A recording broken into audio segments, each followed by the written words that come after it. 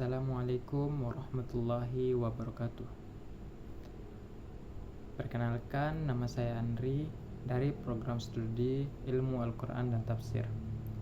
Di sini saya akan membuat video presentasi yang berisi salah satu materi yang terkait dengan mata kuliah Ilmu Alamiah Dasar. Video ini saya buat bertujuan untuk memenuhi tugas UAS dari mata kuliah Ilmu Alamiah Dasar dan Ilmu Budaya Dasar. Baik teman-teman, pertama-tama kita harus mengetahui apa itu ilmu alamiah dasar. Jadi, ilmu alamiah dasar adalah cabang ilmu pengetahuan yang mempelajari fenomena alam secara sistematis dan objektif. Tujuan utama ilmu alamiah dasar adalah untuk memahami bagaimana alam itu bekerja, mulai dari partikel terkecil hingga alam semesta yang sangat luas. Singkatnya, ilmu alamiah dasar adalah fondasi kita untuk memahami dunia di sekitar kita. Baiklah, di sini saya akan membahas materi presentasi yang berjudul Alam Semesta.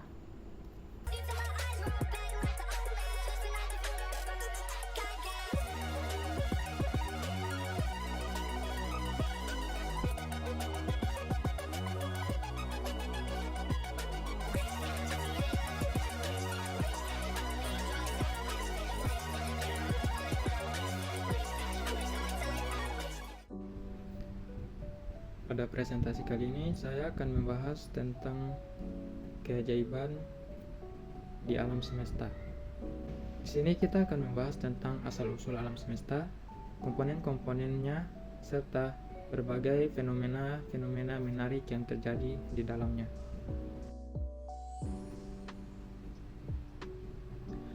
Pengertian alam semesta. Alam semesta mencakup tentang mikrokosmos dan makrokosmos. Mikrokosmos adalah benda-benda yang mempunyai ukuran yang sangat kecil, misalnya atom, elektron, sel, amuba, dan sebagainya. Sedangkan makrokosmos adalah benda-benda yang mempunyai ukuran yang sangat besar, misalnya planet dan galaksi. Jadi, alam semesta itu adalah segala sesuatu yang ada dari partikel terkecil hingga struktur terbesar. Saat ini kita hidup di sebuah planet kecil yang mengorbit sebuah bintang biasa di salah satu galaksi spiral. Sebelum kita membahas lebih lanjut, kita perlu mengetahui bagaimana alam semesta kita ini terbentuk. Ada beberapa teori yang menyatakan tentang terbentuknya alam semesta. Salah satu teori yang paling populer yaitu teori dentuman besar atau yang lebih dikenal dengan teori Big Bang.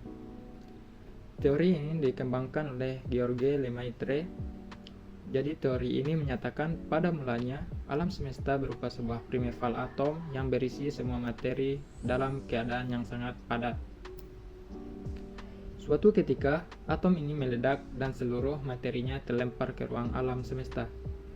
Berdasarkan dari asumsi adanya massa yang sangat besar dan mempunyai massa jenis yang sangat besar, karena adanya reaksi ini kemudian meledak dengan hebat.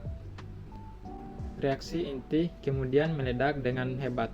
Fase tersebut kemudian mengembang dengan sangat cepat melalui pusat ledakan.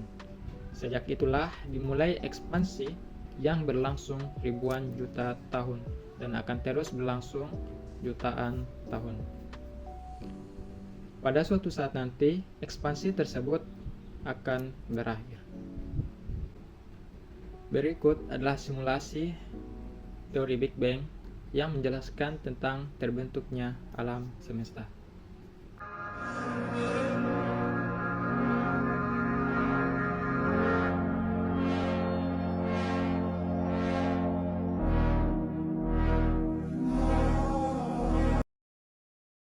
Jadi, teori Big Bang ini menjelaskan bahwa alam semesta kita berasal dari suatu ledakan besar yang terjadi sekitar 13,8 miliar tahun yang lalu.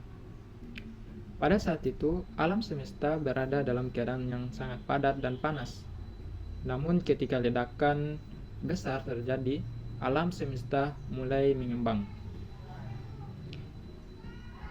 Alam semesta mulai mengembang dengan cepat. Proses ini dikenal sebagai ekspansi ruang. Seiring dengan ekspansi tersebut, alam semesta juga mendingin dan mengembang lebih lanjut. Jadi, teori Big Bang saat ini merupakan teori yang paling diterima luas oleh para ilmuwan untuk menjelaskan asal-usul alam semesta. Selanjutnya, kita akan masuk tentang teori terbentuknya galaksi dan tata surya.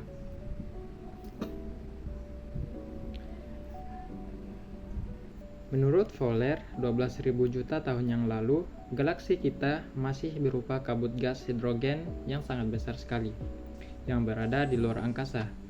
Ia bergerak perlahan mengadakan rotasi, sehingga keseluruhannya berbentuk bulat. Karena gaya beratnya, maka ia mengandalkan kontraksi massa bagian luar, banyak yang tertinggal pada bagian yang berkisar lambat, dan mempunyai berat jenis yang besar. Maka terbentuklah bintang-bintang. Galaksi merupakan kumpulan 100 miliar bintang-bintang, salah satu di antaranya adalah matahari kita, yang menjadi pusat tata surya kita. Kumpulan bintang-bintang dalam galaksi itu bentuknya menyerupai lensa cembung yang pipih atau berbentuk cakram, di mana garis tengahnya mempunyai panjang 100 tahun cahaya dan tebalnya 10 tahun cahaya. Jadi teman-teman, galaksi terbagi ke dalam beberapa bentuk. Yang pertama yaitu galaksi yang berbentuk spiral, yang kedua galaksi yang berbentuk elips, dan yang ketiga yaitu galaksi yang berbentuk tak beraturan. Perlu kita ketahui bahwa induk dari matahari kita adalah galaksi Bima Sakti atau yang disebut dengan Milky Way. Milky Way berbentuk spiral dan memiliki tidak kurang dari 100.000 juta dan masih banyak gumpalan-gumpalan kabut gas maupun galaksi kecil yang banyak jumlahnya. Galaksi Andromeda merupakan galaksi terdekat yang juga berbentuk spiral dan jauhnya 870.000 tahun cahaya. Berikut ini beberapa bentuk-bentuk dari galaksi. Galaksi adalah kumpulan besar bintang, gas, dan debu yang terikat oleh gravitasi. Galaksi kita disebut Bima Sakti dan ia berbentuk spiral. Ada banyak galaksi lain di alam semesta dengan berbagai bentuk dan ukurannya. Baik, selanjutnya saya akan membahas komponen-komponen apa saja yang terdapat di alam semesta. Jadi, alam semesta terdiri dari berbagai komponen-komponen yang saling berinteraksi dalam skala besar maupun kecil. Berikut adalah komponen-komponen utama alam semesta tersebut. Yang pertama yaitu galaksi. Galaksi adalah kelompok besar bintang, debu, dan gas yang dikelompokkan bersama oleh gravitasi. Galaksi biasanya berisi bintang, planet, bulan, asteroid, nebula, dan lubang hitam. Yang kedua adalah nebula. Jadi, nebula adalah awan gas dan debu yang ditemukan di luar angkasa. Nebula sangatlah cantik dan digambarkan sebagai salah satu benda paling indah di seluruh alam semesta.